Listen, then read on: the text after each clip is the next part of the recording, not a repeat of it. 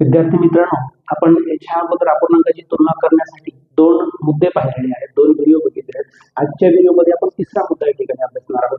तो तिसरा मुद्दा असा आहे की अपूर्णांकाची तुलना करत असताना जेव्हा छेद आणि अंश हे दोन्ही समान नसतील, छेद आणि अंश हे दोन्ही समान नसतील म्हणजे काय, छेद आणि अंश हे दोन्ही कसे असणार आहेत, असमान असणार आहेत. मग त्यावेळेस त्या दोन अपूर्णांकाची तुलना कशा पद्धतीने करायची ते आपण या व्हिडिओमध्ये या ठिकाणी पाहणार आहोत.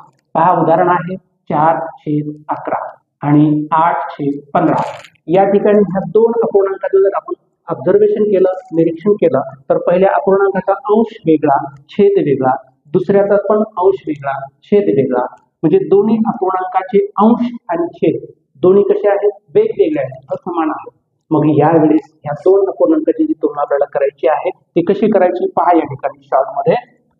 सुरुवातीला काय करायचं आहे, ह्या दोन अपूर्णांकामध्ये तिरकस गुणाकार करायचा. तिरकस गुणाकार करतो तुम्हाला, पहिल्याचा अंश घ्यायचा, दुसऱ्याचा छेद, दुसऱ्याचा अंश घ्यायचा, पहिल्याचा छेद, यांचा काय करायचा, गुणाकार करायचा. पाहूयात आपण गुणाकार करणार. पहिल्याचा अंश सांगा 4, दुसऱ्याचा अंश, दुसऱ्याचा छेद सांगा 15, पहिल्याचा अंश, दुसऱ्याचा छेद, करा यांचा गुणाकार. 15 गुणिले 4, 15 चौकीत झाला 60.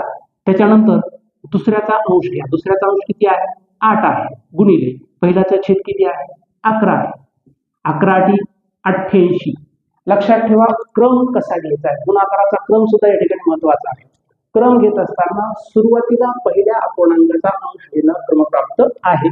पहिल्या अपूर्णांकाचा अंश अगोदर घ्या, त्यानंतर गुणिले दुसऱ्याचा छेद करा, त्यानंतर दुसऱ्याचा अंश घ्या, पहिल्याचा छेद घ्या, यांचा गुणाकार करा. मग गुणाकार मोठा कोणता आहे, पहिला गुणाकार मोठा आहे की दुसरा गुणाकार मोठा आहे हे पाहायचं या ठिकाणी. आपण जर या ठिकाणी बघितलं तर आपल्याला दुसरा गुणाकार मोठा आल्याचं या ठिकाणी दिसतंय. 60 पेक्षा 88 कसे आहे, मोठे आहे. मग दुसरा गुणाकार मोठा म्हणजे दुसरा अपूर्णांक मोठा, सोपं आहे अगदी. मग या ठिकाणी दुसरा अपूर्णांक कोणता आहे, 8/15 हे मोठे आहे कोणापेक्षा, 4/18 पेक्षा. म्हणजे पहिला गुणाकार मोठा आला तर पहिला अपूर्णांक मोठा येईल, दुसरा गुणाकार मोठा आला तर दुसरा अपूर्णांक मोठा येईल. सोपं आहे.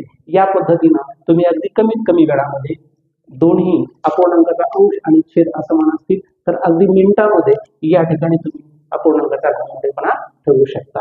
धन्यवाद.